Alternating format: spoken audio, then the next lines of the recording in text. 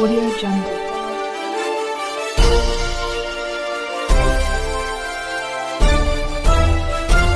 Audio Jungle. Khairiguda open cast Bellampalli ఏరియాలో సుమారు 550 మంది పర్మనెంట్ కార్మికులు 3 షిఫ్ట్లు కలిపి, అట్లానే కాంట్రాక్ట్ కార్మికులు వాళ్ళు ఒక 200 మంది, మొత్తంగా సుమారు 700 మంది ఇక్కడ పనిచేస్తూ ఉన్నారు. మరి ఫస్ట్ షిఫ్ట్లోనే చాలామంది డ్యూటీలకు వచ్చేటువంటి పరిస్థితి ఉన్నది.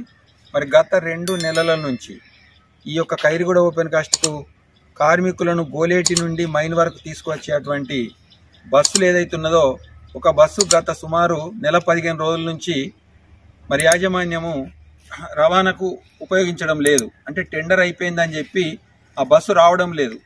దీంతో మరి ఈ యొక్క డ్యూటీకి వచ్చేటువంటి కార్మికులు 2 వీలర్స్ మీద రావడం, ఈ చలికాలం ముఖ్యంగా చాలా ఇబ్బందులు ఎదుర్కొంటూ ఉన్నారు. సొంత వాహనాల మీద కొంతమంది వస్తున్నప్పటికీ కూడా మరి వాళ్ళకు ప్రమాదం జరిగేటువంటి అవకాశం ఉన్నది. అట్లానే అంబులెన్సు లేదా ఏదో ఒక టెంపరీగా ఒక జీబు లాంటిది, బొలేరో లాంటిది ఉపయోగించి కార్మికులను తీసుకొస్తా ఉన్నారు. అది సరికాదు.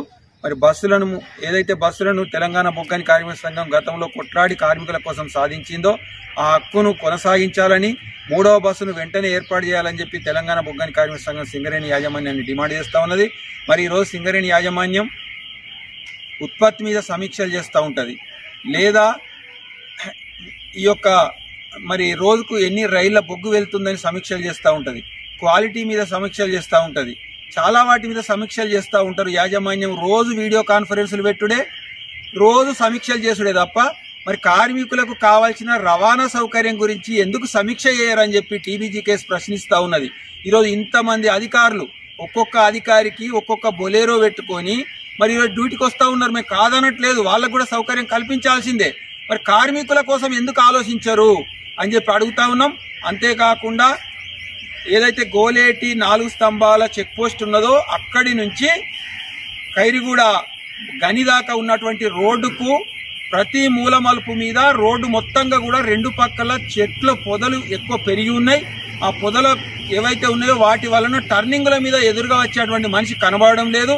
కాబట్టి ప్రమాదాలు జరగడానికి అది కూడా అవకాశం ఉంది. కాబట్టి వెంటనే ఏదైతే 3వ బస్సును ఏర్పాటు చేయాలని, మరి రోడ్డుకు ఉన్నటువంటి చెట్ల పొదలను తొలగించాలని చెప్పి తెలంగాణ బొగ్గని కార్మిక సంఘం డిమాండ్ చేస్తా ఉన్నది. జై తెలంగాణ, కార్మికుల ఐక్యత, తెలంగాణ బొగ్గని కార్మిక సంఘం, జై తెలంగాణ.